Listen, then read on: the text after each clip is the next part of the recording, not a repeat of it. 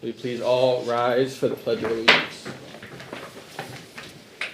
I pledge allegiance to the flag of the United States of America and to the republic for which it stands, one nation, under God, indivisible, with liberty and justice for all. Okay, so we're going to start off tonight with a motion to bring the committee to order. So I am going to make a motion to bring the committee to order. Do I have a second? Second. I have a second? Wrong hand, sorry, second. All right, any discussion? All those in favor of bringing committee to order, please say aye. Aye. All those opposed? Abstained? Okay. We'll start with the roll call of members. My name is Sam Terrell, I'm the chair. Kimberly Queen, Selectman's Rep. Fred French, just the rep. Be a citizen's rep. Citizens rep. Yeah. Right. Kim Kleiner, Town Administrator. Karen White, Finance Director. Eric Olson, Citizen Rep. Welcome, everyone. So today we have a public hearing. So we have to, I will make another motion to open for public hearing. Do I have a second? Second. I have a second by Kim. Sure. Any discussion? Okay, all those in favor, please signify by saying aye. Aye. Any opposed? Abstain? All right. Public hearing is open. So we have here with us Community Power, who is going to be giving a presentation on what their program is for the town of Litchfield. Would you like to get started? Sure, thank you. So it's great to be here with you, to be at this point where the committee has been working on developing a plan, and this is an important part of the process to hear public input. So I have a presentation that takes about 12 or 15 minutes, and then I think we'll take, the committee will take comments and I'll answer questions if you have them. So here we go. So the purpose of community power is right in the law.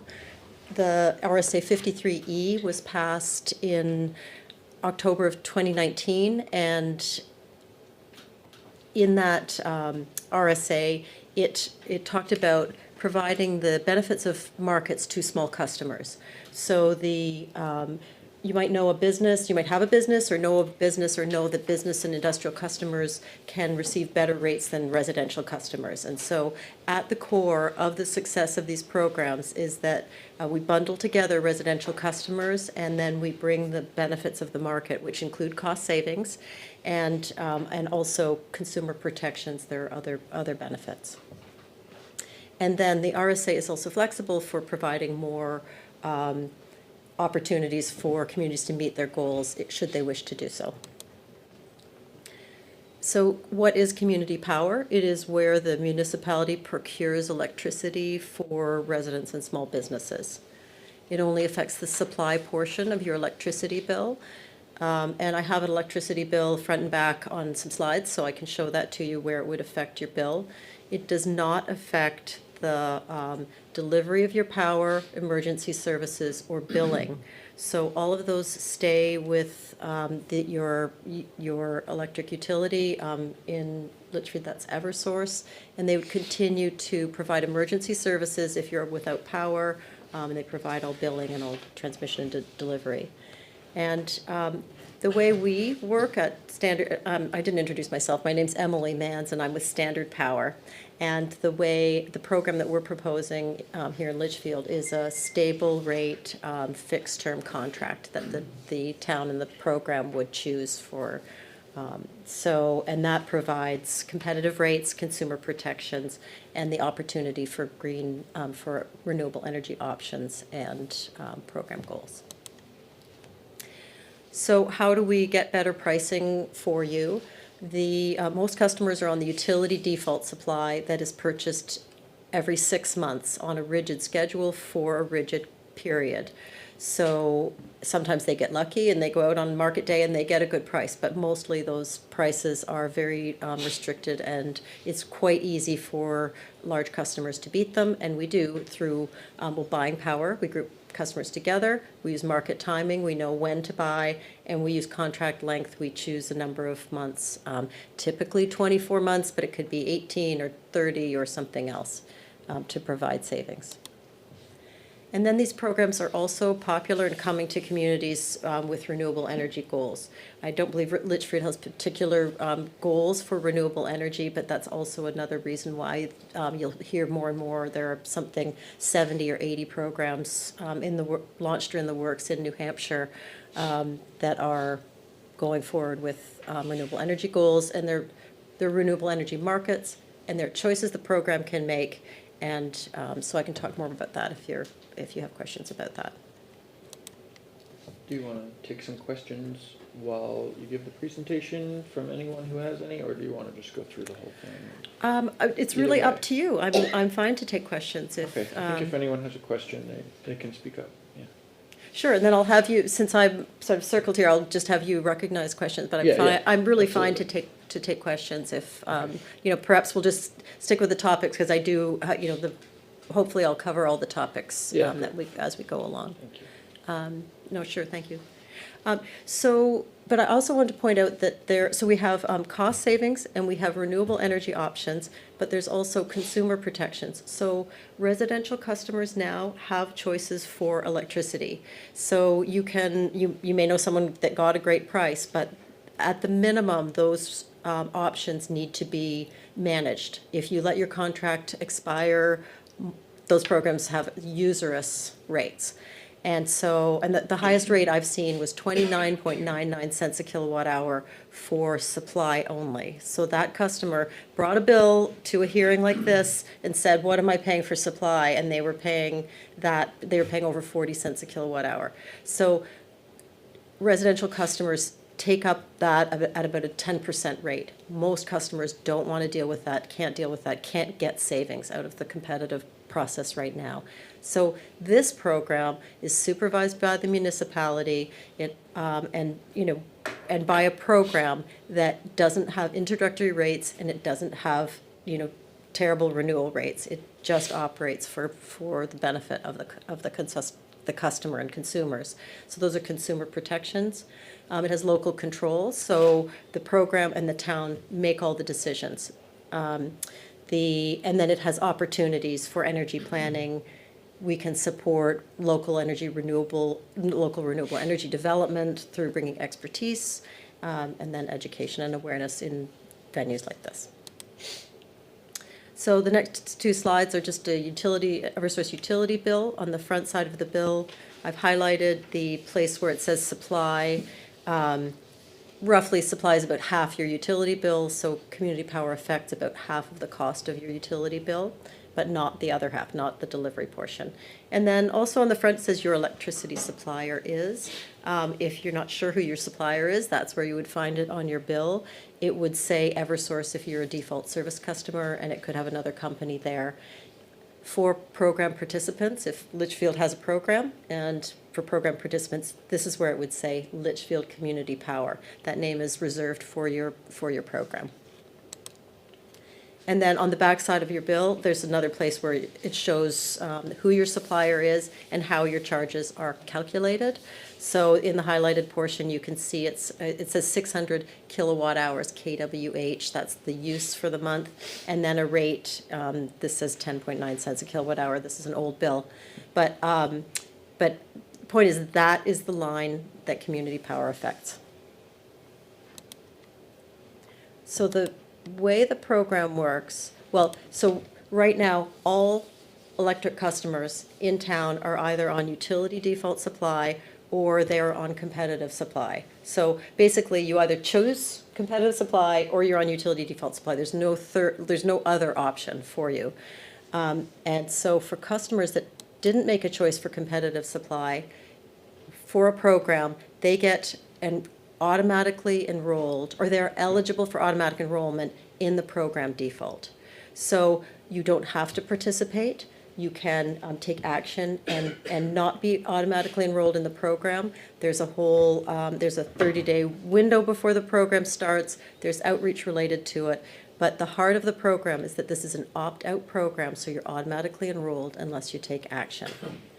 And then the program, so you keep your current choices. You can go back to the utility default. If you're on competitive supply now, you're not affected at all. You can join the program, but if you don't want to be part of the program, you stay on your third-party supply. But then the program can also offer optional products in the state of New Hampshire with the programs that are going forward, and the plan that we've sort of suggested to Litchfield has 4 options. It has the best price we can get in the market. It has a default with a slight amount of renewable energy, and then it has higher renewable energy products. And certainly the committee is open to other products and other arrangements, but we I wasn't sure whether this was my next slide because I wasn't sure, but we take public input like this, and we also did a community survey to figure out what the default and what the product should be. So this is an actual program down in Massachusetts. New Hampshire, the programs are new, but in Massachusetts, this is an operating program since 2017. So the blue toothy line is the Eversource default rate in Somerville in Massachusetts. And you can see that it changes every 6 months. It goes up and down like a winter-summer rate going up and down for the most part. The green dotted line is the program default rate. So so you can see that the customers that were enrolled in the program and just stayed in the program were below the utility default and had great savings. The savings is the difference between the green line and the blue line. They've enjoyed savings, and the orange line is the best price that the program could get. This is this green default. The green line has a small amount of renewable energy upon launch, and then they've increased the renewable energy in the default product. Actually, I'll point out a couple more things on this slide. The first is that this program has been through 2 renewals. So at the end of 2019 and at the end of 2022, this program was renewed. So it's a roughly a 2-year contract with the and at the contract change, you can make changes in the program. Somerville decided to double their renewable energy in their default from 5% to 10%. In the end of 2019, and then they doubled it again to 20% at the end of 2022. That's in addition to the minimum renewable energy required by the state. So in New Hampshire, that minimum requirement is 23.4% right now. So when I talk about renewable energy, that's in addition to the minimum in the state. Point out one more thing. In the end of 2020, or the last half of 2020, the utility default rate went below the program rate. And this is something that people sort of fear, like they think, oh, well, what if the program goes underwater? What happens if we have a fixed rate for 2 years and we don't know what the utility rate's going to be? So is that a problem? And if you, and we don't worry about that. It can happen. We only promise savings upon launch. And our goals are long-term savings. As you can see, this program has lots of long-term savings compared to the utility default rate. And if for 6 months it goes underwater, then we just can't plan for that, and we don't. We just run the programs. We think that the benefits of having stable rates outweigh the chance that it's going to go under. And of course, the end of 2020 was, COVID seems like a distant past, but of course there was a lot of market disruption at that time. So I've talked about these. I can skip through this but the stable rates offer level monthly costs, and they allow for planning. Their goals are long-term savings, attractive choices for customers, consumer protections, and there's no individual contracts or fees, and there's no cost to come and go from the program. As a practical matter, you can come and go with your monthly meter read. So Litchfield did a fabulous job with their survey. We ran a survey and had 225 respondents. We don't consider the surveys statistically significant, but we also don't control how they are released. We release them out into the community and just try and get back all kinds of viewpoints. And so 225 respondents is possibly, it might not be the highest community that we've had, but I think it might be the second highest. Having over 200 is a great response, so that's great. But other things that have been somewhat typical, a lot of people have taken action to reduce their own costs. So through energy efficiency measures in their homes, 96%. A couple of other, and if you haven't taken the survey already, then we'll get your information, get a survey to you. So this slide is about whether people support renewable energy and want renewable energy in the default product. And in Litchfield, 74% of respondents to the survey supported additional renewable energy. So that's, and then 26% said they would like the lowest cost. So the way, in the draft plan, there's a little bit additional renewable energy in the default as proposed, and there is a lowest cost option as well as higher and renewable energy options to match these 4 categories. Litchfield could only have one opt up. It looks like, with 10% people willing to pay more, they could consider having one as well. And then how does that just translate into a program table, or product table? That's what this looks like. The default would be a competitive rate. We always, the default and renewable energy is always secondary to it being cost effective and cost competitive and providing savings to customers. That's the most important thing in the program. But if we can add a little bit of renewable energy, we like to do that.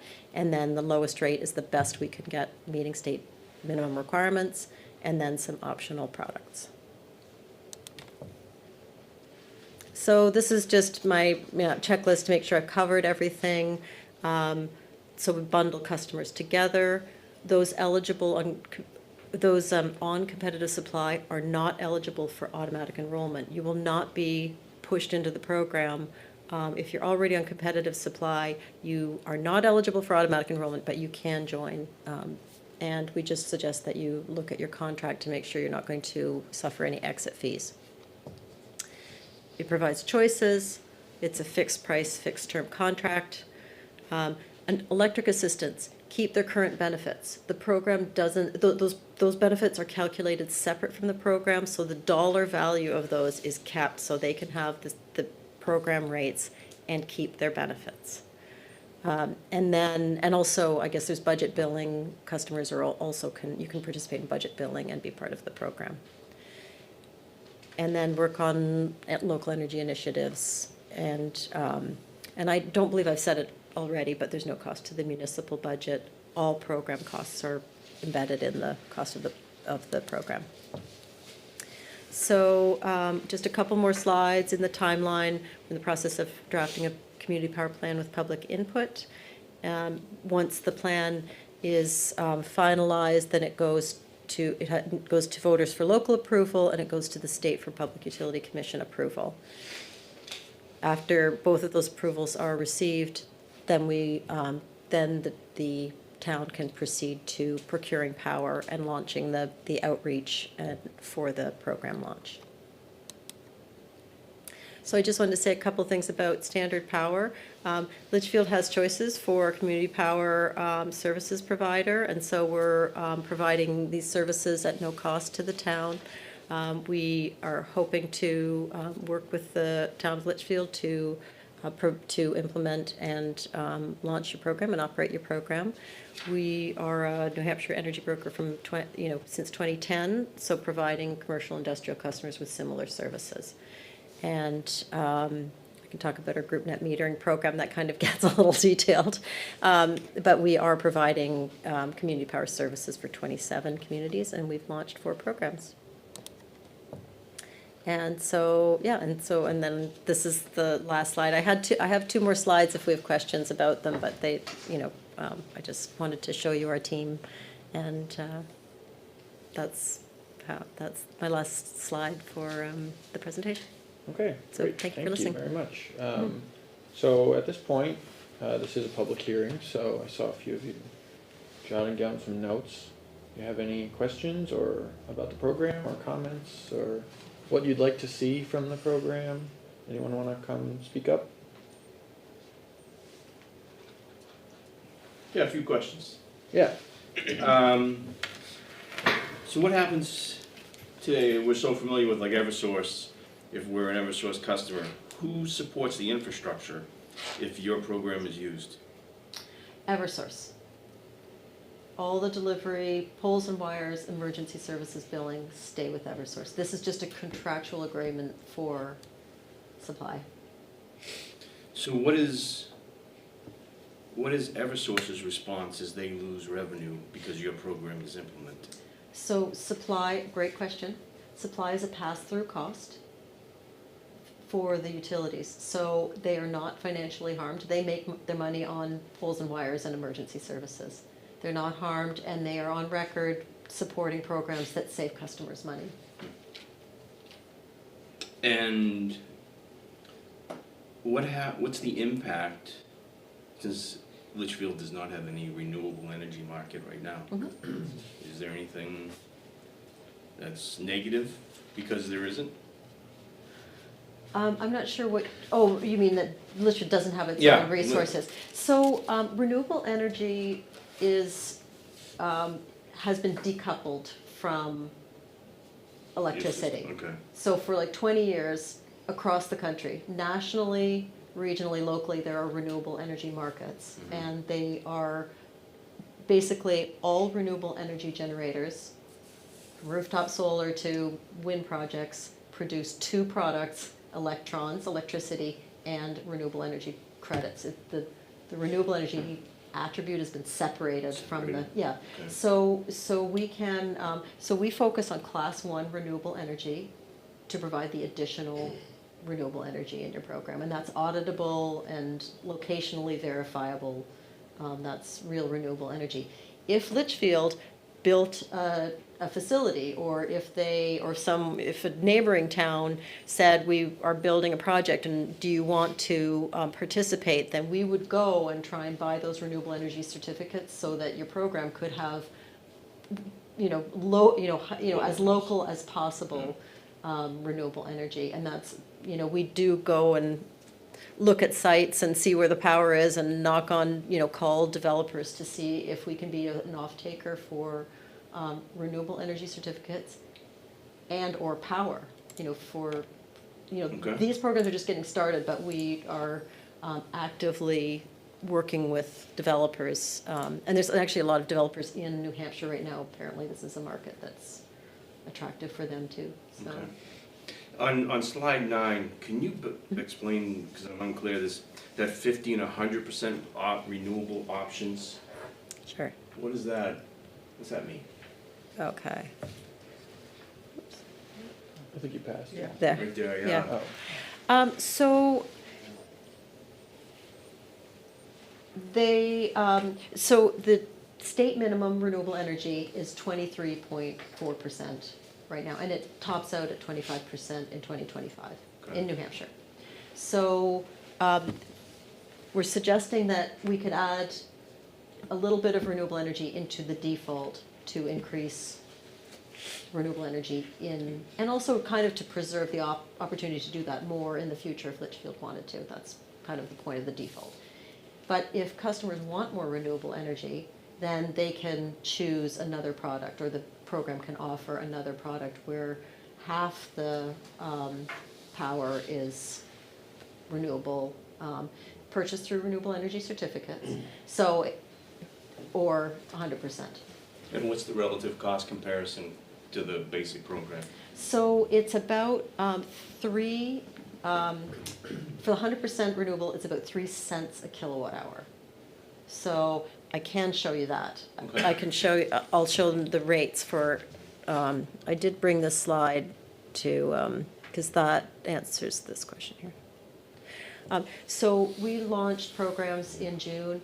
These are not prices that would necessarily be appropriate for Litchfield. We might get better prices and we might not do as well, but But you can see, this is for Keene, so in Eversource service territory, the basic rate is 11.1 cents, can you see that? Mhm. And then the green 100% is 13.9, so that's the difference at that moment in time for renewable energy certificates for 100% renewable energy. So you'll notice the 50% green at 12.05 cents is still less than the Eversource default with no additional renewable Yeah. energy. So, yeah, the renewable energy is on the right, you can see. So the Eversource default is 23.4% renewable, and then the green, and then the default. So renewable So- use isn't cheaper? Renewable energy, well, it isn't cheaper for the program at the moment, no. Okay. That's a potential future for for programs that have the capital to, Mhm. Okay, and then in that next slide, just, I'm a little confused, is that disclaimer, those always catch my eye. yep, It says the prices can change every 6 months for residential customers. oh, I If I know. heard you correctly, Yeah. you purchase sometimes 6 months, but you could go out 24, 30 months. So I know, this, I haven't had a question about this until like earlier this week. That's the utility default changing every 6 months. Oh, So our program, the blue line, so when the blue line right, jumps every 6, that's, okay. and that's not in our control. Alright. In our control is the It's green not line. yours. Yeah, it's not ours, no. Alright. The program rate stays the same, everybody else changes. So that's yeah. I just had that question, actually, that needs to be clearer there. And I think the last question I got for you is, doesn't seem like a lot of towns in New Hampshire have picked up on this yet. And you've got 4, and it says you started Yep. in Keene in June, is that 2023? Nope, we launched in 2023, I'm sorry, yes, All right, so yes, just yes. recently. Yes, but actually there, so So that's you our. just really started in trying to penetrate the state in the last year? Well, I actually started with Standard Power in October of 2023, in October 2019, coincidentally, the same month the law was passed. So I've been doing this the whole time, but I wasn't hired to do that. I Alright. was trying to do more renewable energy development, actually, within a broker context. I thought that was like a pretty unique situation. So we've been working at this for a long time. We've been educating communities for a long time. And Keene was just willing to Okay. really go first, and then had a couple of towns to go with them. So, and then there's other towns, like this is our map, Mm-hmm. but then there are other towns working, I think there's a dozen or so that have launched. And did you have any towns that didn't go with it? And if they didn't, why? We have, there's like 200 towns in New Mhm. Hampshire, so we've probably spoken with, more than 100. So there's towns that haven't done it yet. But are there any that just said no because, Not in my hearing. okay. No, I would say the answer we get is that people are, they want to see if other community programs are successful. They want to see the savings in New Hampshire. They want to, the rules just passed at the end of 2022. They're only a year old. So Right, even so though you the couldn't- law was, we really couldn't launch any sooner. So, so there are lots of towns that are waiting and seeing. So what would be Litchfield's reasonable implementation point if it was all voted in, accepted and approved? So if if we get local and public utility approval in March, which is possible, we can do them in parallel, the process is pretty separate, then we could go to market, we could ask for data at that point. So it's about a 90-day process. We can do it a little bit shorter with some advance notice, like we, so that's our plan, is to aim for, June or July for a number of towns. We have, as you can see our list of towns. And how many other states have you implemented in? Any? So Standard Power is a New Hampshire company. Oh. We worked with Good Energy and they are in all of the deregulated states, I believe, and I think there are 9. But we work with their New England team Okay. So Massachusetts, they have 50 programs. They launched Rhode Island with Providence, Rhode Island, and a number of towns. I'm not sure if they're, I think those are the two New England states they're in at the moment with. And with that, with all those that have been done, can you put, just, do the best you can with an average number of customers based on a percentage in a town or a community that went with the program? There was those that didn't? Yes, so we, in Keene, we had about 5% opt-out, 4 or 5% opt-out. And according to Good Energy, that's a pretty solid number for people who either choose competitive supply or go back to the utility default for, I mean, it certainly upon launch, that's a cost to the Right. customer. The programs don't launch without savings, so. Were any of those, of that percentage, people that had solar, that were opting out to keep the defaults that they have? Yes, in Keene they were, absolutely. So if you're on solar, in order for you to be able to sell back energy, you have to stay on the default supply. So, because otherwise Eversource won't process that, Right. right? So, so that's something that you'd have to opt out for, right? So that plays into that 5%. Not all net metering customers have to opt out, but, Right. but yes, You may- the you point may is that have if that, you, right? yeah, if you have a newer system, that's the, Okay. probably you would, yeah. All right, thank you. So, Yeah, thank you thanks for your questions. Can you just state your name and address for the record? Matt Generin, 5 Quick Court. Thank you. Does anyone else want to ask some questions? Yeah. And just for disclosure. And please just state your name and address. Oh, sure, I'm Lauren Preston, I live at 2 Heron Drive, Thank you. and full disclosure, I work for Liberty Utilities, oh, nice. in customer service and billings. Oh, really? Okay. So, one of the things that I saw with your price chart, which is very interesting, is that yours could remain steady over a long time, where Eversource has changed it every 6 months. If the Public Service Commission were to relax the rules and allow Eversource to have that longer length of time to look at, would that change the equation a little bit? So, yes, I mean, I think it would probably benefit customers. Would it mean that we wouldn't be cost effective?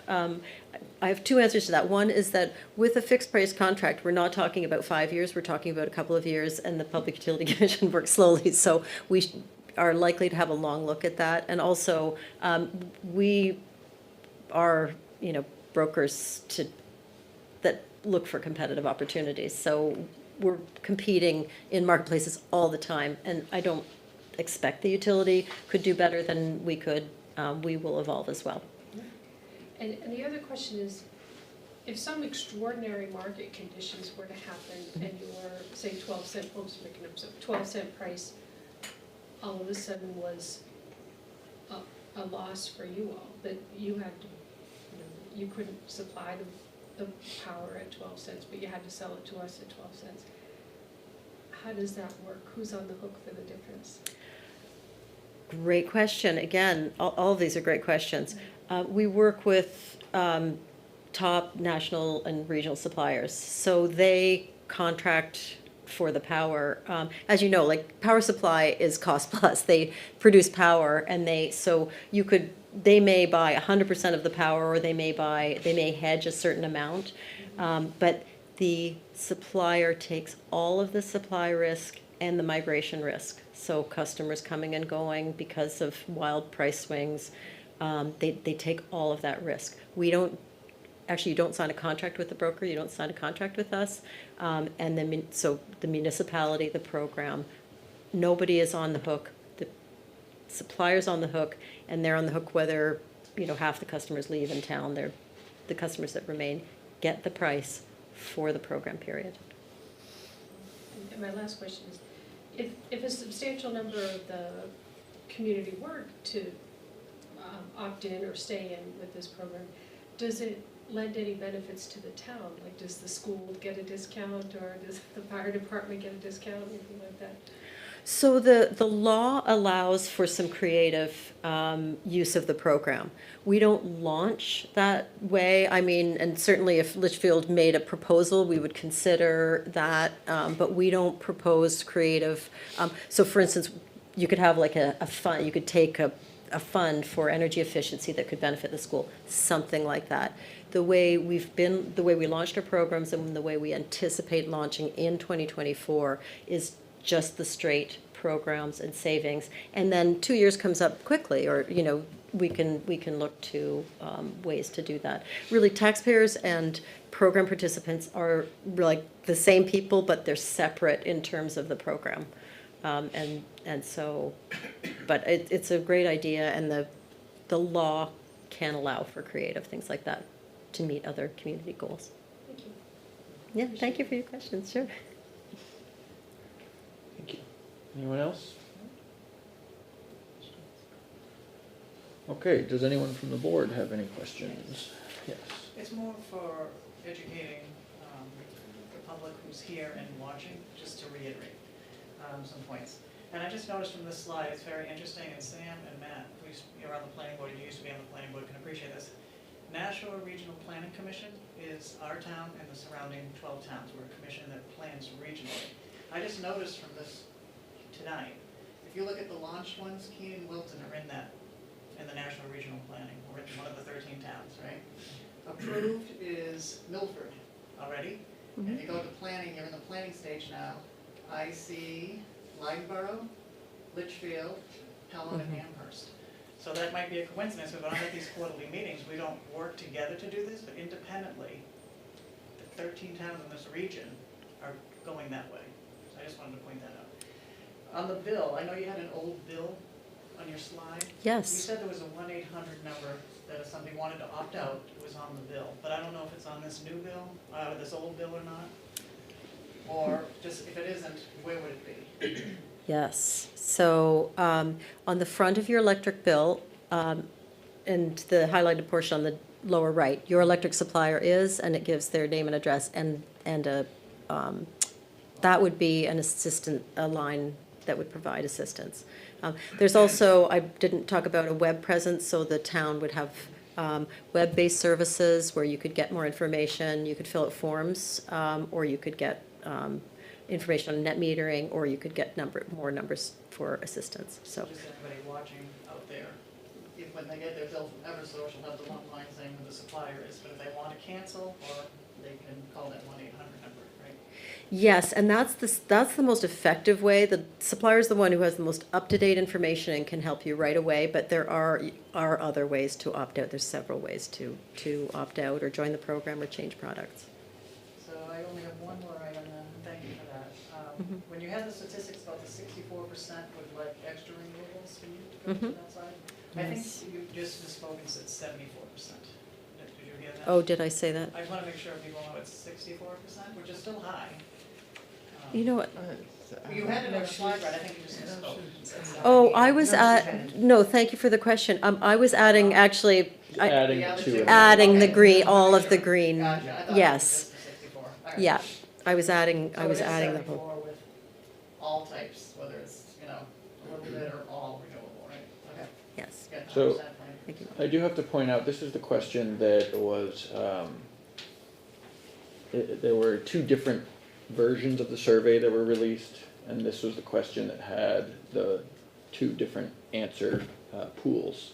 So I was a little concerned. Actually, do you have the numbers? How many people responded to the survey online, and how many responded to the paper survey? So I'll have to get back to you with that. Yeah, I because don't. the paper survey had the approved survey, and the one online was actually not approved by this board. And so this question was particularly affected by that. But I think it bears repeating though that there's gonna be 4 options, right? So like we have a default option, which is what, if you just opt in, that's what you end up on. And that's the one that has a little bit of a buffer above, like renewable, so the 24% renewable, maybe it's 5 or 10% above that, so maybe you're at. And that's something we need to decide on. Yeah. Right, that's not decided, but as a consumer, you get the choice of, do I stay on the default? Do I go down to the least expensive option? or do I go up to one of the higher renewables? That's a personal choice that every person can make that decides to stay on the program. So as a town, we're not deciding that for anyone. I think that's worth like repeating, because I know when I first was learning about this, I was confused about that piece. And then the other piece I think is worth repeating is the fact that you can make changes to this essentially on a monthly basis, which would be crazy if you're, I don't know, if you're a day trader, maybe you're into that, but you know, you are not bound to anything for any long period of time. So in that in the graph where you showed that the public utility, that the Eversource was below for that small period of time, if someone really likes paying attention to their electric bill, they could say, I'm going to go back to Eversource for that period of time if they wanted to. I think the majority of people don't. But that was something when I learned those two pieces, I was like, okay, I don't see the downside to this at all. Yeah, so for instance, in August of 2020, someone who's on the program could opt out to the Eversource price on a monthly basis, and then come February 2021, they could opt back in to the standard But power I think what's and really, game it. right, but what's really important to recognize, just looking at this, is even if you don't pay attention to your bill, you're really making out in this scenario right here, right? So And having that stability is really valuable. because I think the majority of people, a lot of people that I know, don't have no clue who supplies their energy, right? They don't realize that it's Eversource, and they don't realize that they're that far above other options. Yeah, there were 1% of participants in the survey don't know who supply their electricity to their house. There you go. I was surprised to see that one. So with that in mind, oh yeah, Kim. So if I may, I want to speak a little bit to your question. So there are other community programs. Standard Power is one of them. Some people have heard of the Community Power Coalition, and there are other programs. Currently, the town participates in a group contract with Standard Power. It was bid out and Standard Power won the bid. That's the towns that Selectman Queenan was speaking of. We go through a contract with Standard Power that is administered by NRPC. So we've developed this relationship with Standard Power and faithfulness in their rates, right? So we know what they deliver. We've seen savings for the town. I'm not speaking for the schools in this, I'm only speaking for the town. We've seen the savings for the town up to, it was about $88,000 the past couple of years. And that's right in your municipal budget that, is reflected in your taxes. So when we started looking at community power programs, and we did look at a few, Standard Power came forward and we saw a basic way that it really protects the town in this type of program versus some of the other programs that are out there and operate with a different administration and a different organizational flow. So we do participate somewhat in a program, even though it's a contracted program of a group with Standard Power. It's somewhat like this, in the fact that you're taking advantage of a competitive rate because the towns have all grouped together, right? Very similar in that aspect. And it is with Standard Power, so we do have that relationship. Thank you. Since we're talking about Standard Power, and since this is a public hearing and people may not have tuned in last time that maybe tuned in today, can you just reiterate how Standard Power makes money? Because you're obviously involved in the equation and people might be wondering that. Sure, yes. So Standard Power gets a fee per kilowatt hour for once the power is flowing in the town. So, and that fee is 1/10 of a cent per kilowatt hour is our current fee for community power. And that's it. paid to you by the supplier. And it's paid to us by the supplier. So the municipality signs a contract with the supplier to procure the electricity, and then we're paid by the supplier. And so does that matter whether someone's on the 100% renewable plan or the basic? The kilowatt hours are still the same, so you still get paid the same either way. That's great. The kilowatt hours are the same. So it's up to it's basically the supplier is factoring into their costs. Yeah, one more So, question. maybe a question for the committee. This sounds like a good thing. Good things catch on. More companies come up that have this program and say, we wanna come to your town and talk to you. Is the town restricted to how many companies you can work with or contract with to supply? Would you? In the future? I'm not Is that exactly. restricted to us? I don't even know if that's restricted. Restricted to how many communities? How many companies how many suppliers you could contract with? As on a community Yes. power basis, cause like you can still contract independently as a homeowner, like we have community power, you can still go to Direct Energy or any Yeah. of those other suppliers, private suppliers. But what if the town wanted to? I suppose But we I would have to don't go think- through this whole process Again. again with a different. We would have to have our attorney look at the contract. Yeah, what would it do? Okay. Yeah, Yeah. I'd be doubtful that you could have more than one community program within your municipality. Just the way that the law is written. I'm sorry, you could or couldn't? I wouldn't think that you could have several different programs Yeah. because you've gone into a contract with one particular program. Having said that, you know, if you look at the differences of the community power programs that exist today, you know, some see more savings, and some see less savings. Some, like the Community Power Coalition, they have more say, the actual towns have more say in what power is purchased because they have a board of directors. They're more active. We've seen the most stability, and I've actually worked with Keene, and attended presentations with Keene on this. We've seen most stability with the standard power committee. You also have to factor in the more that's put on the town in terms of or in terms of implementing this and continuing to implement this, the more resource demanding that is, right? And so we're a small town, so obviously we don't wanna do something where we could save you all money in your electricity, but then we have to, hire someone just to oversee the project. And I would like to add that as a practical matter, you have a renewal every 2 years. I mean, we are Right.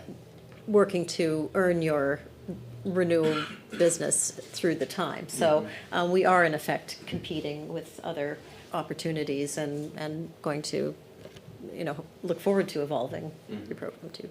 So, and can I also just say, I would dispute that towns have more choice with the coalition. You guys really do have all the choice for your program.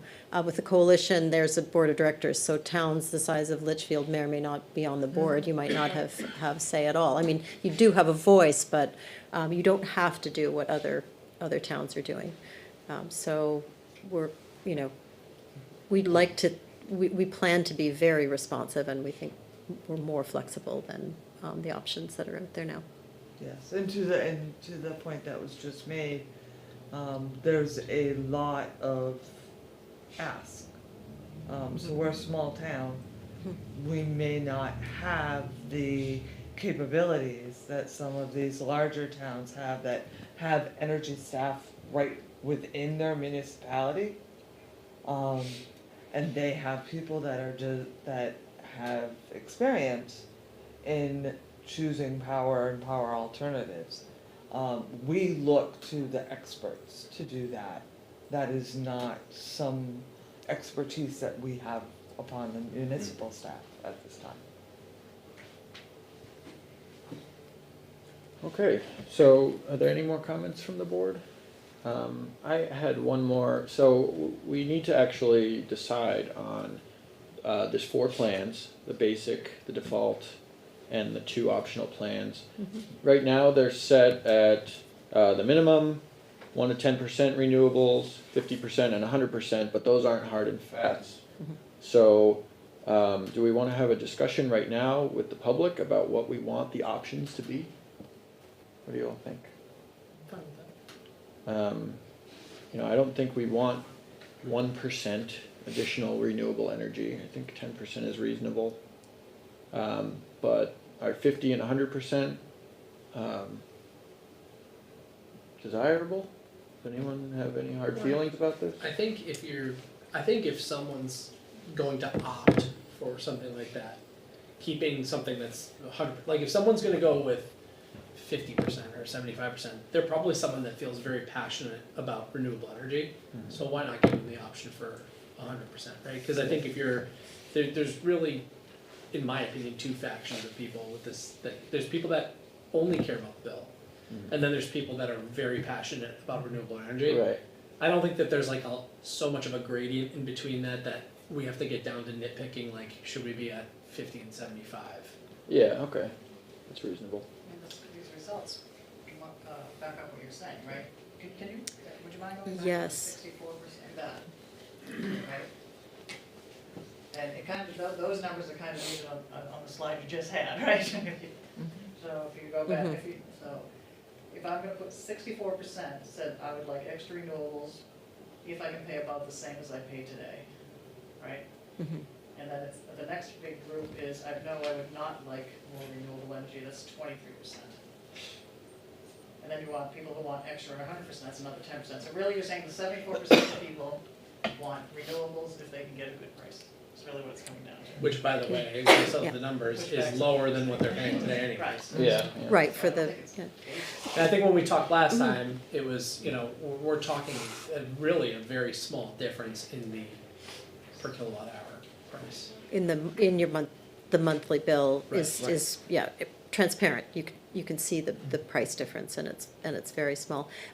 Can I just take a moment to explain the generation of the 4 was in Keene. We didn't know what it would look like at all, and we had very solid blocks for each of those, so they chose the 4. Massachusetts often has 3 programs where they have 100%, a green default, and a basic, and it's just that's sort of caught on with other towns, but I would say your survey results don't really show a lot of interest in that intermediate product, and so we could do it or, include it or not. It really isn't important, but it is nice to have a 100% renewable product, I think. We're giving people the option regardless, right? The question is what to decide for them as a default. So everybody can still choose. We're choosing for the people who aren't going to choose. And I think I can place myself pretty solidly in the enthusiastic solar category, since I plan to produce more solar than I use in energy. But it still feels off to me to manipulate the numbers by automatically placing people in a category based on something other than price. Because if we place people in a category that has a built-in percentage of renewable, they're not making that decision, we're making that decision for them. And effectively manipulating the market for those resources in that person's name without them maybe even knowing or understanding that that's being done. Well, Yeah, that's a great point, and we should, I guess the last variable is to decide what the default should be. Right now, we don't even have a concrete number on this slide. So should the default be the lowest price? Should it be 1%?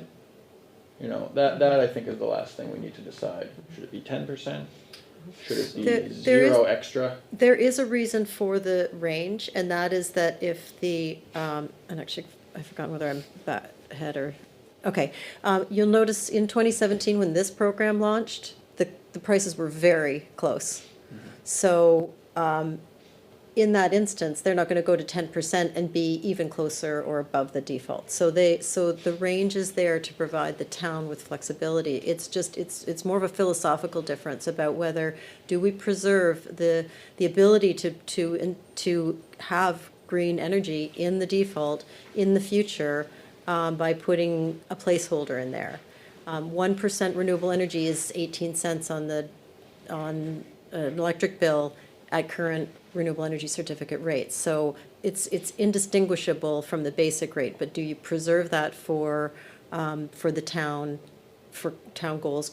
you know, or, choosing a basic is a may or may not be. I mean, maybe it would be an easy lift for the select board to go from a basic to a green default, but what we are recommending is that you have a small green default and leave it at 1% forever if you want the price to be the same as the basic, or consider doing the 10% when you're going to pricing, when you can see you have actual cents per kilowatt hour and you're looking at prices and contracts. So, I have some feelings on this. I am not a passionate renewable energy person, I'll just say, like, I think that's cool that you're doing solar, I haven't jumped on that bandwagon, so I don't have like a hidden agenda of like, I want everyone in town, I wanna decide for everyone in town. If we look at it, I do understand that this is a philosophical thing, the state has done this, right, already, they've already said, like, we're gonna make the decision for you that 24% is gonna be green. So it's really just a question of, as a town, do we wanna take the philosophical stance that, yeah, we do wanna promote some level of that as a town? And that's what we're ultimately talking about here. Well, I'm not sure that we are. And I don't know, especially if it's a small number, if it particularly matters, but I don't necessarily think that, that paying more for solar with the intention that it will help solar development is necessarily sound reasoning. I think that solar can and will be a very competitive power source in the future, but I don't think that manipulating the numbers by adding more money to the solar pool is necessarily going to give us the best outcome. It might just make products that really in reality are not economically viable into ones that look economically viable, because we have default opted in people to subsidize those programs without them even really knowing that they're subsidizing them. So we risk ending up with programs or with solar generation that really isn't competitive. Like it would have to be, if they were competing on an even basis with the rest of the power. And I know that the state's already put in, a percentage there that manipulates it pretty heavily, but. Well, it's not just solar either, right? It's renewables. Well, that's the other thing, is that even when people are choosing these categories, unless you explain what is actually included in the definition of renewable and how all of that works, nobody really knows what they're choosing. Which is one of the problems I kind of have with this whole the whole renewable credit thing, because it includes, some other things. It includes wind, but it doesn't include nuclear, and includes hydro, right? I think. Yeah, it does include. Class 1 doesn't include hydro. Doesn't It's include new. hydro. Well, it would include new hydro, but as a practical but matter, there's there's none. very little. Yeah. It's new renewable So energy what's sources. included in class 1, just so we can. So new renewable energy resources, so that is principally solar, because that's what's being developed. We have very little wind, and we have, but there are, you're right, there are some other, I think hydrogen, like biogas would be a new class 1 renewable resource that we don't really have access to. And that would be in there. But the point is that it is new, so it is toward developing new resources. I do want to say, we do outreach and people do sort of know their options. I'm understanding your point about default customers, just our default service customers, but we do really try and promote, once we've settled on what the choices are, we try and let people know what their choices are. This is a community program, but then we try and get every individual in the program that they want to be in. We're not trying to manipulate, which is nice, customers, yeah. But the people that we're deciding for are the people who aren't gonna make a choice. We're deciding for all the people who are gonna just stay on default. If Right, they're gonna make a choice, what we choose for them is irrelevant, because they can just change it. Right, but so you're assuming that, well, it sounds like, I don't know if the words are wrong, perhaps. You're assuming that the majority of those people would elect to not make the choice to support the renewable, whereas I think. I don't think the majority will elect to do anything. I think the majority will take whatever we set as default. And I think that that's the argument for why you go with the default, because I think that if there's, I'm someone who would, we're talking such a small fraction, I'm happy to support a little bit more renewable for a small fraction. But I think you're right, I probably wouldn't go, well, I do have direct energy right now, so maybe I would, but historically I might not go change it at all, right? So I would have been fine with you opting me in for that, recognizing that if I really cared about my bill and I was like, I need my bill as low as possible, and I looked at it and I saw that I had a lower option, I'd go with the lower option. But I probably would have never like went out and looked and said, oh, you know, I can get a little bit more renewable, I'll go do that. So I think that argument also like works both ways on that.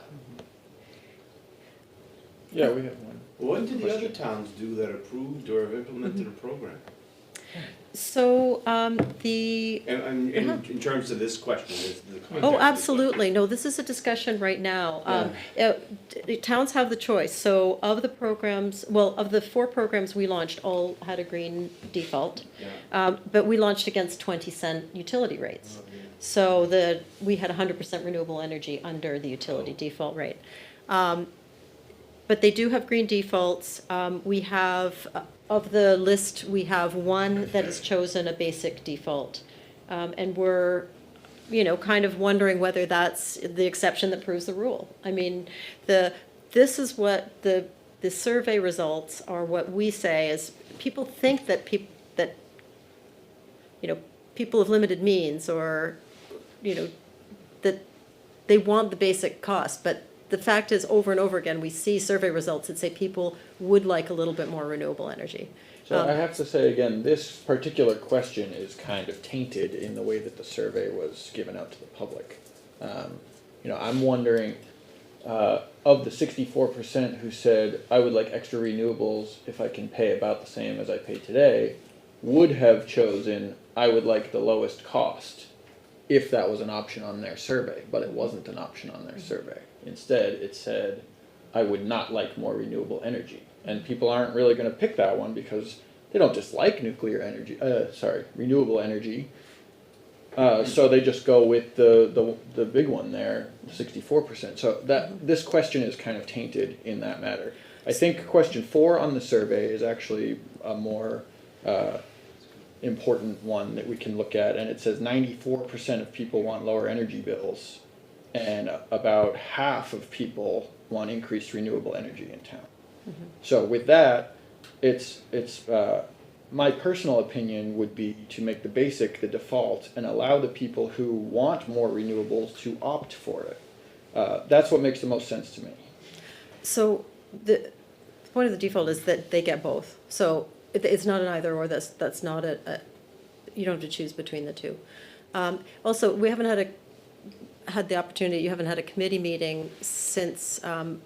I sent it to Kim, and I'm not sure if you shared it with the committee, that we did run a sort of a sensitivity test. So I just gave you the results of that. I don't know whether that, you're factoring into that, but we had 80 contacts through the survey, and so we just said, we're doing a sensitivity test. Will you respond to this question and with the additional choice?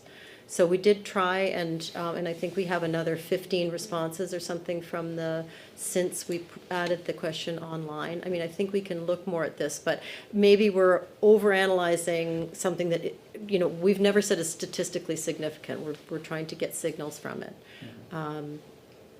And I mean, that's really my input. I mean, my experience is saying that people do want some renewable energy if we're still saving them lots of money, and that's the. So I really don't mean to argue with you, and I'm not doing that. Make your point. Yeah.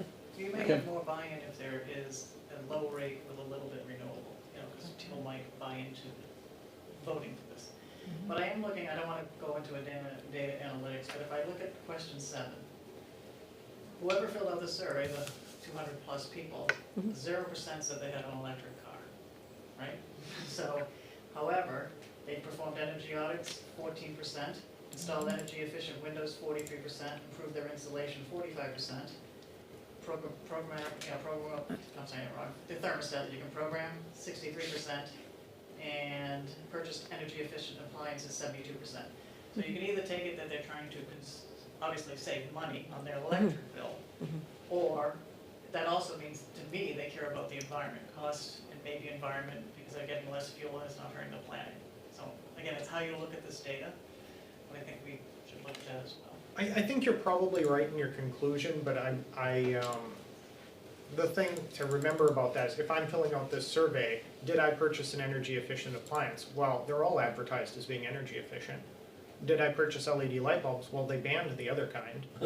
So, you know, if you're answering the survey honestly, it doesn't imply anything. Well, there's other kinds of light bulbs. We buy halogen light bulbs still. I mean, I guess, but who buy- buys halogen light bulbs for But I their, mean, you you know, can houses? Houses still work. Yeah, the Well, but if majority- you're, well, you know who buys them is people that are not cost conscious, right? Because LED light bulbs are more perhaps, yes. expensive than, so that proves the point. But the majority of people are buying the thing that's commonly available in the store. So our data is gonna represent the thing that most people just do by default because it's what's available at a reasonable price at, you know, local retailers.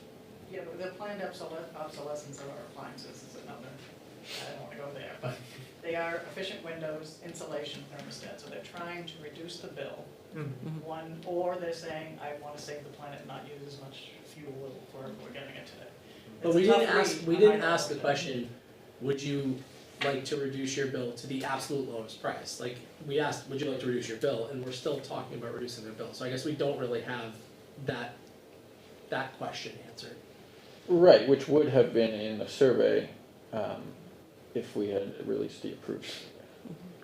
But I don't You're think really it, upset about this. Well, it's this particular question, that's, all, you know. Well, the other thing it doesn't ask is, it doesn't show you the relative costs. So I did Right. show, we have rates, so we know the cost of renewable energy certificates, so I can tell you what those costs are, but we never put that into the survey, and that is a deficiency for sure. But do people still know whether they would care about $1.80 on their bill, or, Well- 3 cents a kilowatt hour? Like, I think people, Yeah, but, you know, yeah. you it's a need to good point. translate for that, but we do the point is, we do, because we send something to every household and we say, these are the rates, and this is the renewable energy, and this is where it's from, and here's more information for you. If you care about exactly where it's coming from, here are more, that's how we support them. I feel like if we were making a philosophical decision on behalf of people and we said, there is no other option, we made this choice for you, I would not be in favor of that. Because I don't think that we should be blanketly choosing for people without giving them another option. I think the fact that they have the choice of going down makes me comfortable enough to say, from a philosophical standpoint, we're talking about a small amount of money, I'm comfortable with the default having a little bit of green in it on that basis. Yeah, we have another comment from the Bill public. Preston, also of 2 Heron Drive. I came to the meeting principally because I wanted to just say, and I didn't fill out the survey, I didn't even know about the survey. But for what it's worth, I am only interested in the lowest cost energy, unashamedly. Sure. Yeah, great. It's a good comment. Anyone else in the public want to say? Luann Vollmer, 3 Riverview Circle. I filled out the survey. I am in the blue. I only care about the lowest cost. I set my thermostat at 58 degrees at home, and I burn about 3 quarts of wood a year. I'm definitely interested in that lowest cost. And I almost feel like, and I may be wrong about this, but it seems like Emily is pushing to that greener category. And I'm wondering why I have that feeling here, because it seems like there's about 3 people up here saying, let's lean towards that low cost, and it keeps bouncing off of reasons not to from Emily. Am I the Yeah, only she one? stated clearly that that's one of your goals, is to increase some renewable. When I started with Standard Power, I thought I would it was a broker that did renewable energy. I do believe in that. So I'm just being transparent with you. I'm not meaning to push. I mean, you're right. Yeah. I'm probably overstating my case. So, no, it is up to the committee. And I'm just asking, them to, I understand your Make a position, thoughtful but decision. it's my feeling that it's capitalizing on the complacency of people. And it doesn't seem right. And that's my personal opinion. So I'm not sure we're gonna come to, or that we have to come to any consensus today. But are there any more comments on this topic in particular? I actually have a question, because it's nice to have a couple people that are focused on the lowest cost. Would you, like, if this rolled out, would you be aware, like, would you actually read what was said to you and say, oh, I have the option to go to the, I filled out the survey and I'm here. yeah, If you select any other option, I will, as a default, I You'll will make a point be to get to- proactive and go down to the Gotcha. lowest. But I feel like a lot of people, I'm also on fuel assistance, Mhm. and I feel like a lot of people won't look at that, won't open it up, and they will be guided into a different option that they, would have chose if they just would have paid more attention. I think there are a lot of people with really good intentions, and in a perfect world, with an endless supply of cash, I'd be happy to choose the greenest option. But I'm not even sure that the greenest option is the greenest in the end. With all the subsidies and all the incentives pushing people towards that, I'm not sure, our landfills are gonna be full of spent batteries in 100 years that are leaking chemicals everywhere, so. do agree with that. I think, in terms of introducing a new program like this and making it opt-out, part of that, I think you risk perception of force. And to make it more palatable with I'll say, I look at the renewable energy information and it just looks like spaghetti. I can turn it 6 different ways and I still read the same thing and it makes no sense. I can't get to a real good answer. So renewable sounds good, feels good, but I don't know if it really is good yet. In the long term, in terms of savings, of cost, and there's a difference between financial savings, environmental savings, and how to communicate that effectively to the consumer. So I think to do that gradually, if after 2 years things are looking looking really good and it's a palatable solution, then change that percentage. But to start off, make it palatable, make it acceptable, make it usable and effective in terms of choice, to do that gradually. So if it's 1%, 0, whatever, but to do it, I think at the 10% level, it just feels too much, because I can't translate that into savings yet. Thank you.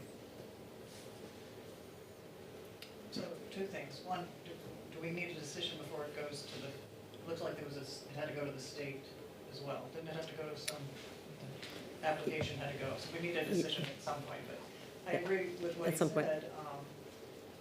You had an option where you could do the lowest rate plus 1%, right? It was 1 to 10%, so you could still maybe go up 1%. Well, 8 really, cents, we can 8 make cents, anything right? we want. But I mean, Yeah. if we want to put a little bit of green in there, 8 cents on a bill versus 10%, right? But it sounds like the discussion that we're having up here is, doesn't matter whether it's 1% above, it's on principle whether any amount should be in there. But I think. Because I'm not You're right. understanding that we're talking, I I'm not agree. talking about 10, I'm not talking about, I'm not talking about 10 either. I'm not even talking about a number. But I'm thinking you might lose people from voting for it because there's no renewables in there. That's what I'm saying, No. just put 1%. But all those people are able to opt out if they want. But then it's the flip, is you're either saying make it green and let them opt out, or make it basic and let them opt up, Yeah, You and have then two the argument parties. is, should we be choosing for the town, for the people in town who aren't going to opt anyway? Should we be choosing for them to pay more on their bill? What is it? But you're presuming that you're presuming that what's most It's 18 important to them cents. is 18 At cents current on a price, bill. yeah, yeah. for the people Right. that are On the voting, bill. so we don't know either. Yeah, we don't For truly know. 1%, Yeah, so what- it's $1.80 for 10%. So On the- if it's on the- 10%, It is it's very- On the Keen's bills, It's yeah, in- that's, If it's 1%, a it's small 18 amount. cents on your bill. yeah. And I know that people put the auto debit on and they never check their bill, right? Right. So it's 18 cents for 1%, If we're- average, whatever your household bill. If we're talking about a fairly trivial percentage and a fairly trivial cost, and presumably a fairly trivial effect, and it's you know, for the sake of including green, maybe we should consider that by including green as something that costs extra, we're reinforcing the idea that the green energy costs more. And I think that's something that a lot of the people who have an opposition to green energy have it for that reason, because they believe it's more expensive, which in a lot of cases it actually isn't. And there's other factors that are causing that price to be higher. One, that it's that certain kinds of it are being subsidized that aren't as effective as other kinds. But also, and to the statement about batteries, people aren't actually allowed to store and offset it in our current system in this state. Straight solar generation to the grid is about the cheapest power source we have right now. It's made more expensive by the fact that we can't control when we put that power into the grid. So there's some complexity there, but I don't know that we're necessarily doing green energy a favor by collecting more money for it. I think we're misaligning incentives there and putting money into projects that are maybe not viable or very close to not being very viable, and then reinforcing that perception that green has to cost everybody more. So a goal of the program is not to subsidize any particular suppliers. This is about your town, about people's preferences. What do they want to do? What do you want to be, like, have a little bit of green renewable energy in your default or not? It's, you know, it's definitely, energy is a very, very complex There's market. one other thing I want to point out for the public too, is that the plan doesn't really benefit individual people who are producing more power than they're using and contributing it to the grid. Like myself, for instance, I plan to produce about twice as much power as I use, maybe more. But I wouldn't sign on to this plan because I wouldn't get paid for that power under the community plan. So, Well, so somebody, well, if you choose to sell your RECs, then somebody will buy them and you will benefit from that. And that could be someone, an off-taker like Community Power. So you But do I wouldn't- directly, I that is the wouldn't- point of the renewable I energy. wouldn't get paid for It the is. supply going into the on-net metering though. Well, you do get paid for your supply. From community power? Well, not from Community Power. Who would be paying me for it? The utility pays for your excess supply at utility default rates. If I'm signed on to community power? No, not if you're signed on to Community That's Power. what I'm saying, But- is that I wouldn't be a part of this program. Right, and that's why it's a community program, and then individuals make their own choices. So we're not, you know, like, it's sort of funny to me, because you're saying you're this customer over here, but you're arguing for somebody else. But you can just, you know, like, nobody gets anything if you don't build a program, so that's what we're Right, doing and I here. realize some of these And then restrictions- individuals will figure out where they Right, some of these restrictions are things that are in the law or in the power company policy or stuff that they can't control necessarily in how this works. But to me, just reading the plan does give me the perception that it's favoring local green energy, but that's not necessarily the case for individual homeowners that are generating net excess power. Well, we would if we could, and we will, Right, but right. that's I'm in the not blaming future, you for it. I'm absolutely. just No, I clarifying. mean, and it is in the future. I mean, there's, I hope I they would say, change that and all can the, add it all in. the service providers want to buy your rooftop solar, have those RECs, even buy your power. I mean, you know, that is the. Really a function of the fact that because Eversource is the supplier of the energy, they're the only one that can essentially have the infrastructure to buy it back? So they're not the supplier. I'm not the There's supplier, one- I'm sorry, the distributor. The distributor. Ask your question again, I'm sorry. Basically, is the reason why you have to, the only way that you can have your power bought back if you have solar, is it because they are the distributor and that's why you have to stick with them as the supplier? It's just, there's a legislative fix that will fix participants' in NEM2 to participate in community power. The utility right now purchases competitive supply for default service customers and manages to serve net metering customers appropriately.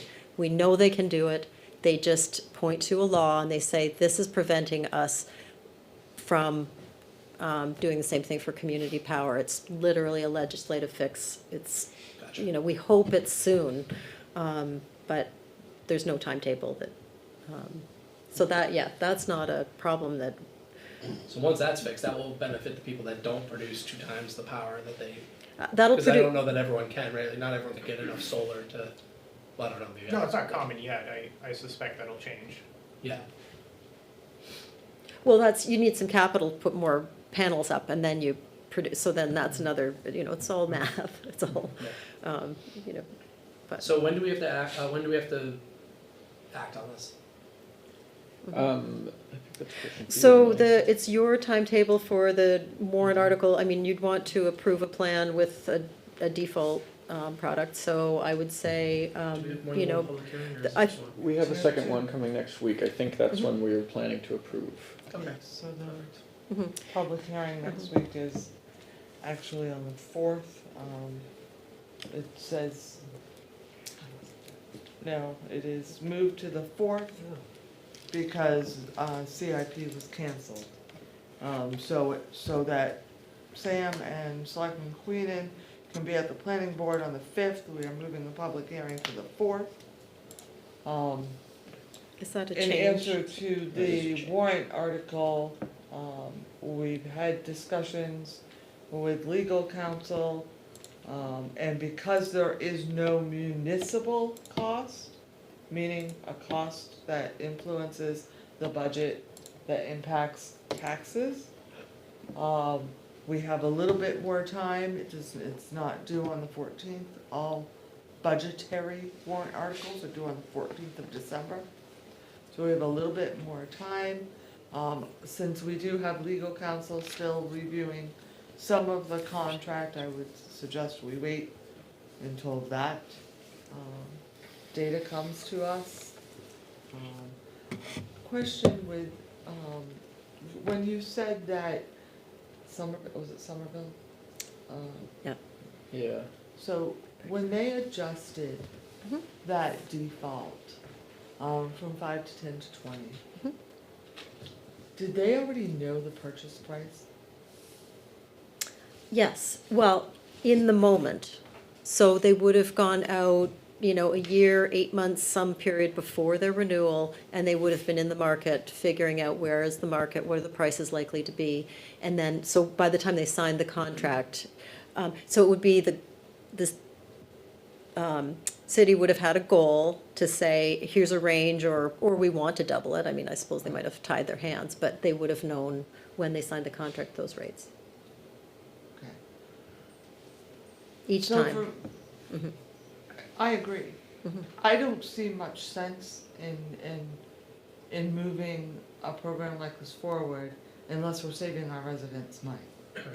That rate, so. But I also don't believe, if you can judge and you know that those rates are already causing significant savings. Right. Having a 2% in the default, I don't see that is influencing the market or overly influencing the market or taking advantage of anyone in particular, and you can always go down if you really choose to. I don't think that 2% is significant enough as long as we know that rate is saving our residents money, significant money. And I think that's always been the purpose of the plan. I think it was the purpose of the plan when it was at the selectmen. It has always been, as far as the town even engaging this in the first place. Yeah, the primary goal is to save money for the people in town. Yeah. Absolutely. Do we have a chart like this that shows it compared to third-party suppliers like Energy Direct, Direct Energy, or? What would If, this- you- I was curious at the last meeting, so I looked at my direct energy, and I think you gave us a live look at pricing, and they were lower than my direct energy price by about, what are you, maybe one, no, what is that, is that 10? you mean 10 cents? currently? Oh, yeah, you can look on Like the, 2 cents a kilowatt hour, maybe? yeah, Okay. yeah, the current rates are, I hear your question, that you can look at the current rates online. On Okay. the Department of Energy website has all your residential options there. It was an Okay. email we put out in, September or October. Had the Oh, link okay. to that, where you can Okay. check those rates. So, Yeah. hi, Bill Preston. So, there's the example of Somerville. Is that the only example you have? Or there's- It's the only example I have. There's The it's disclaimer, with the only- big disclaimer on the bottom that this is not related to Litchfield. Oh, yeah. This is how a program is designed to work and why they're popular. There's hundreds of programs around the country Do that you are have- popular. Do you have results from other communities, or is Somerville the only community? No, this is from our partner Good Energy, and they have, I think they have 50 programs in Massachusetts, so there's- they could there's show. other data Absolutely. potentially, not just Somerville. We're using this because it's there in the slide, but there's other data out there. This is illustrative this is a real program. It shows a number of points, but absolutely, they're, They're you can also see it a lot. guaranteeing savings for the first, upon launch. upon launch for. Yep. Right. Well, until the utility changes Until the its utility rate. changes. So if the Yeah. utility So- changes every 6, this is Yeah. where there's a little caveat though, because if you launch, 1 month before the utility changes, they can only guarantee it, because they don't know what the utility's gonna do. I'm curious what the results are from other communities where you or Good Power Yeah, Emily, where can you see that data, the live have data? worked. So it's the Department of Energy, if you click on consumers, but we're talking about two different, I think he's talking about over time. Right. And the live data is just a snapshot in real time. Yeah. So as far as I know, they haven't compiled that. Maybe it's because it's actually a competitive sort of process as well. I think it's one of those things where for, Milford just launched. people will call the towns that do it and say, have you seen savings? And they'll give you informal results, that sort of thing. The programs have been going about 10 years across the country, so and there's hundreds of programs that are. I'd like to see the results from the other communities.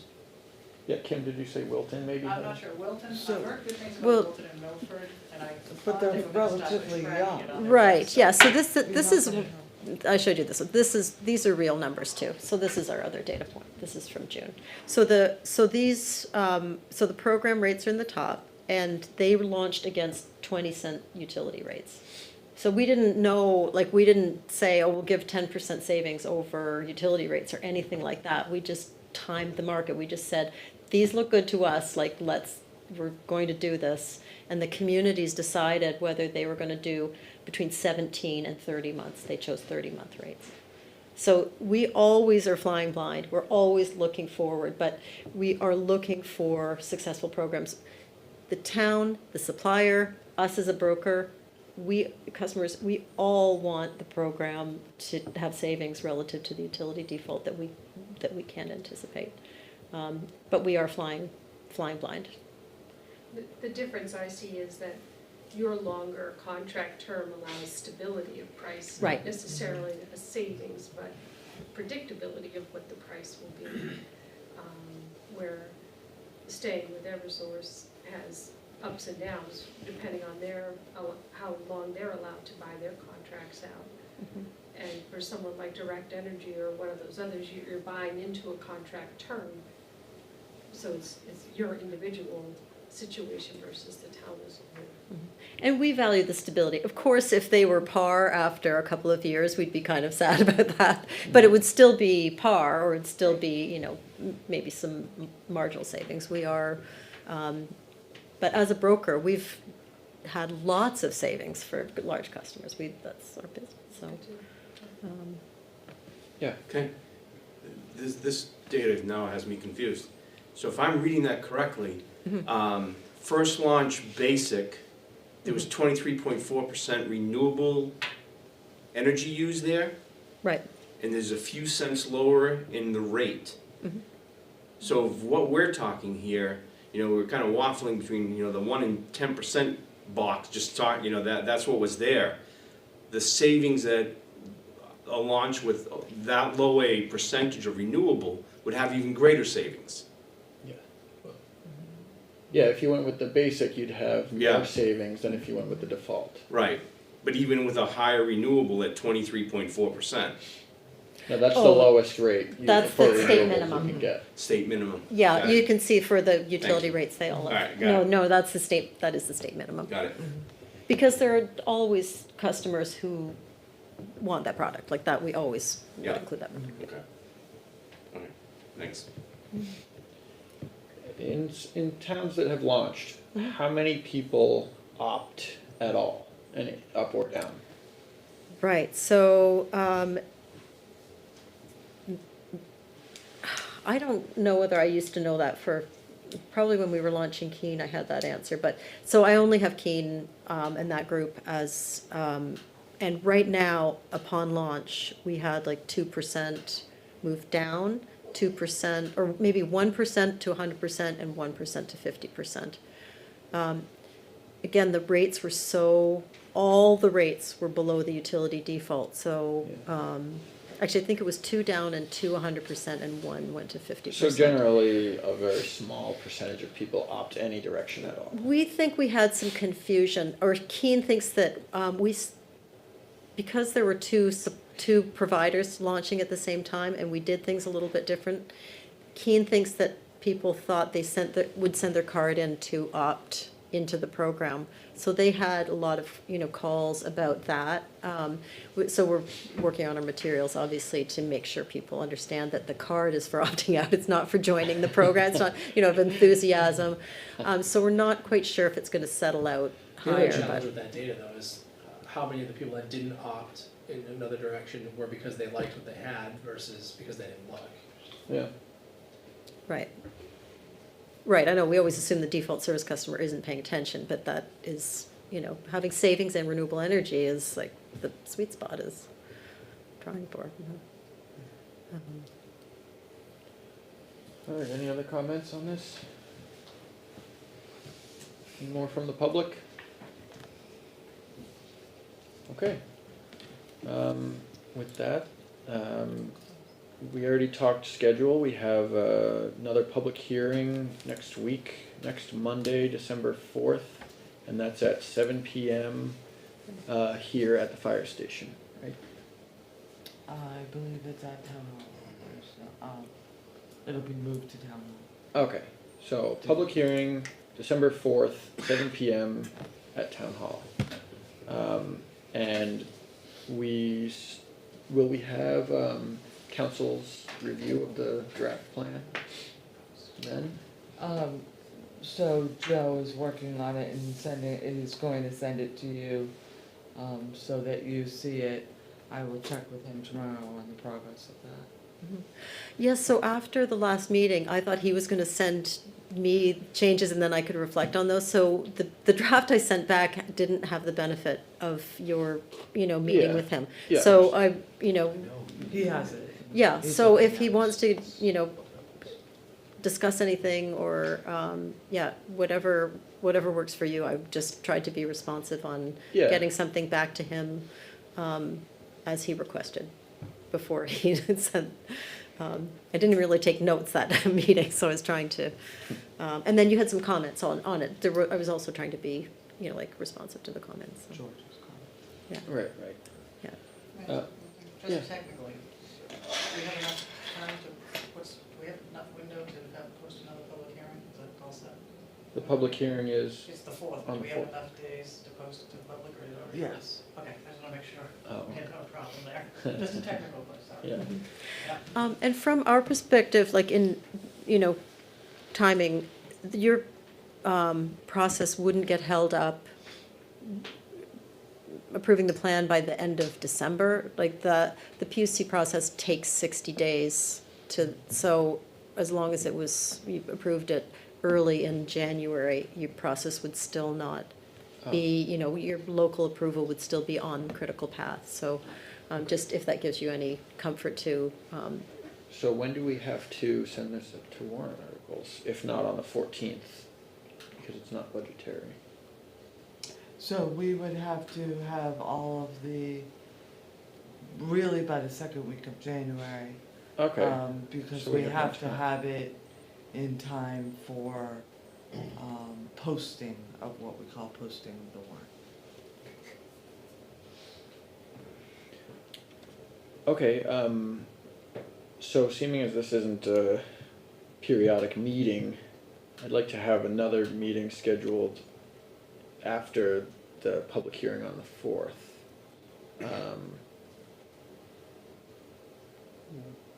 When should we discuss all that? I mean, we're gonna go to the 4th, we're not gonna vote to approve the draft plan on the 4th, because now we know we have a lot more time. So, I think we should at least have 2 meetings out on the schedule.